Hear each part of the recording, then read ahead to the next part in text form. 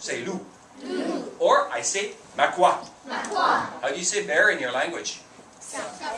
I knew that. On the side, there it is. Go ahead, say it. In my language, we say le loup. The wolf, le loup. Or we say maigan. No, maigan.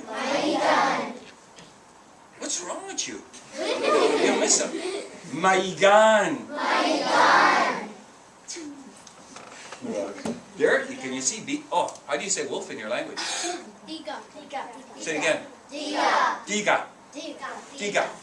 I saw one in the ditch yesterday. Skinny. Gray. Ugly. This one I don't know if you can say, but try this. In my language, we say le castor. Or we say in Ojibwe, amik. How do you say in Slater? How do you say beaver? Sa. Okay. Do you want to hear it? Watch. But you got to get ready because it comes along with a bit of a story. I won't tell you the whole story because I don't have time.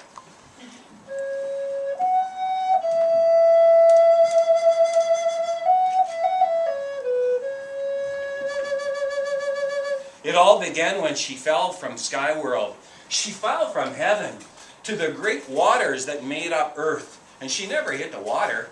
Two swans saw her falling, and they grabbed her arms and they lowered her slowly, not to the water, but to the back of a giant turtle.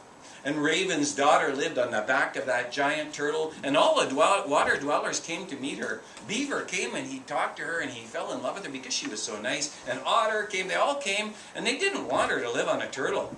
They wanted her to live on dirt. Where could you get dirt? At the bottom of the water. So what did they do? They dove. But the water was too deep. Beaver drowned. Otter drowned.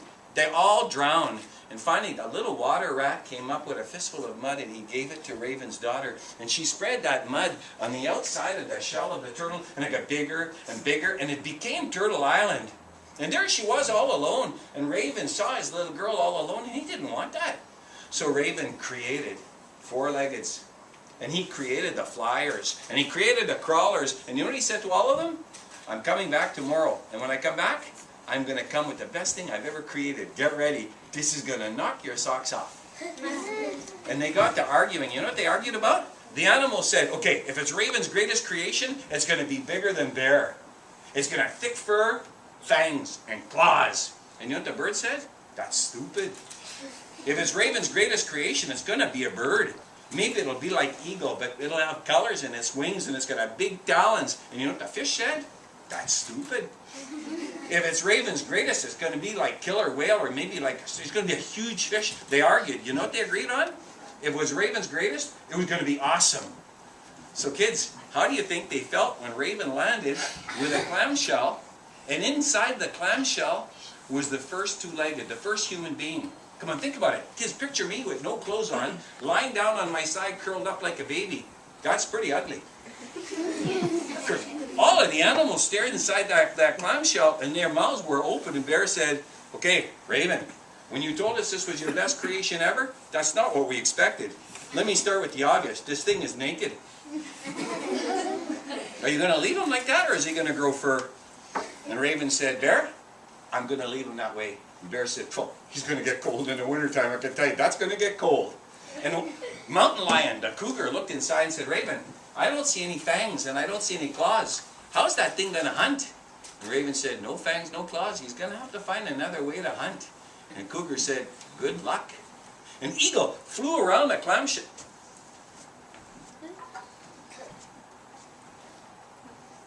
Boys and girls, I'm 18, but I'm an author. I've written almost 100 books, and this is one of my books. Guess what I called it? Raven's Greatest Creation. Guess who that is? Raven. Yeah, okay, watch. Guess who that is? That's Raven's daughter falling from heaven, from the sky world to the water. And she never hit the water. Two swans grabbed her and they lowered her onto the back of a great big turtle. She lived there. Raven didn't want his... That's Raven. He's got the face of a man and he's got the beak of Raven. He didn't want her to live alone, so what did he do? He came down with creation. Four-leggeds, crawlers, flyers, spiders, insects. They were all there. And the next day he said, I'm coming back with my best. And he came with a two-legged and a clamshell. I never made that up. That's a true story. I got that from BC. That's what the Haida say. Do I believe it? Maybe a little bit. I don't know. I'm not Ida. I'm Ojibwe. I turn the page, kids, and look. There he is, Bear.